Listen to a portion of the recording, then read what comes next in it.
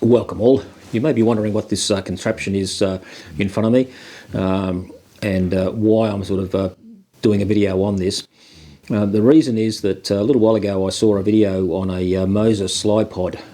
If you've never heard of that, what a Slypod is basically a monopod that has a internal motor and battery, and it allows the monopod to extend out through either onboard control or an app control. The Slypod E, from what I found out, can extend about 28 centimetres, and there's a Slypod Pro that can go for about 52 centimetres. And the differences though are that the non-Pro version can hold about 4 kilo on a horizontal load rating and 9 kilo in the vertical, and the Pro will only do about 2 in the horizontal and 4 in the vertical. I don't know why it has a reduced load rating, but anyway, it sort of gave me an idea that I could actually replicate the Slypod movements using the Zeapon slider because it is so versatile and has such a heavy load capacity. Now I'll show you a quick video that I took with the Zeapon slider and the monopod, but the video itself was taken with my mobile phone and a much lighter weight monopod, for only reasons that it was expedient for me to do that and easy to set up. And then I'll just demonstrate how this will work with a heavier camera setup like this. So I'll show you the video now, and then I'll talk about all the other bits I want to cover on this video.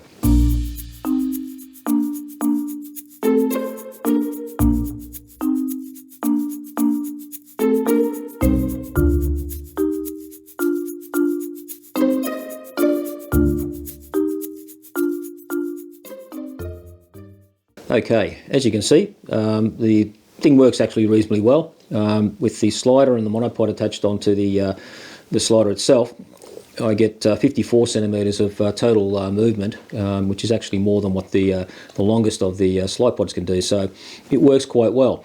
And the lighter the camera that you've got, obviously the more versatile it is. And all the Slypod examples I've seen use a very lightweight camera in general. Some use mirrorless cameras, but there's no attachments. It's not a 4.3 kilo monster like I've got on the end at the moment.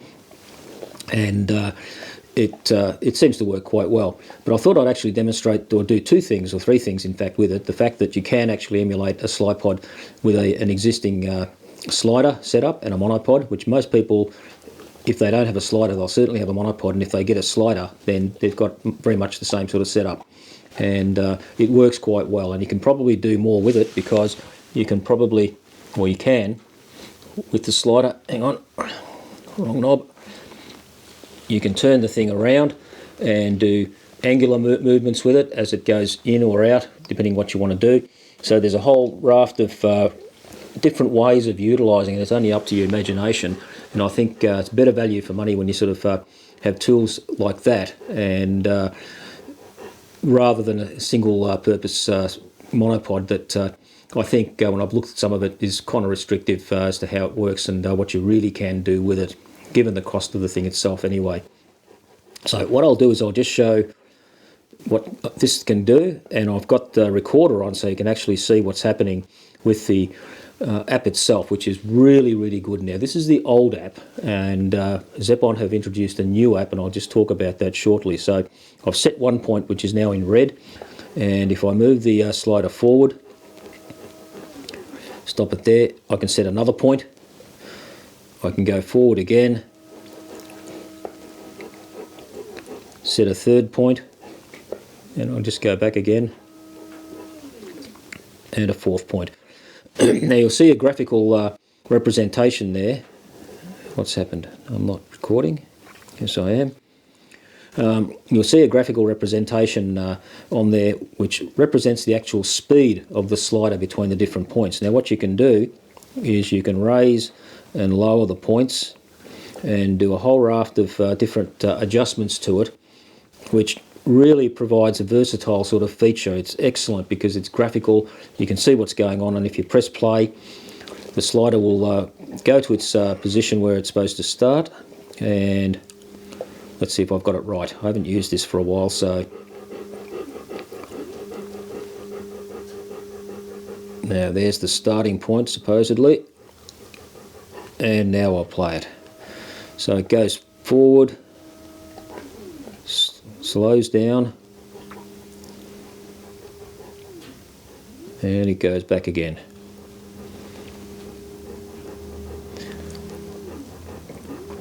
And back to the final resting point. So once you get used to it, it's actually quite versatile. As I said, I haven't used it for a little while now, so I've got to relearn it again, but it's fairly intuitive. You do it once, a couple of times, and you know exactly where to start it, and you know exactly what arrangements to make. Now, what Zeapon has done, because they've introduced a new pan and tilt motor system, you can actually buy a pan motor on its own, or you can buy it as a system with pan and tilt.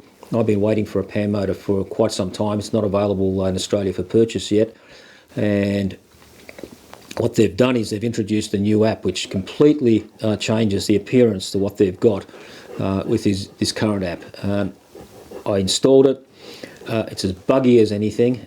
Doesn't work, so I don't even want to demonstrate it because it's just so awkward. It doesn't have a graphical interface anymore. It doesn't have a simple slider control and pan and tilt control as you see in the upper portion of the app itself. The time-lapse features which go onto a second screen are all on the main screen itself through a what I feel is a rather cumbersome control. And certainly one video I saw that reviewed the pan tilt motor system, the Zeapon Pons PT, also complained about the app itself. Very, very awkward, very buggy, and I think Zeapon has gone from a hero app, which is this old one, to a zero app, which is a new one, and I think they need to revise their system and go back to what this was, so that you actually have something that's easy to use and works very, very well. I won't, as I said, I won't show the new one because it's just not worth it. It doesn't work. But sort of that's what I wanted to sort of show today, was just the versatility of the Zeapon. I wish I could get that pan motor, because I think that's going to be a ripper of a thing, because I won't necessarily use it just with the slider. I'll be using it with my camera on a tripod and so forth, for panning and doing all sorts of different things that I have some ideas for. And I think that's where the versatility of that motor comes in to its own. But if they don't have the app working as well as they've got this one, then it's a bit of a pain in my view. So we'll see what they do. But basically on that note, I'll call it cheers.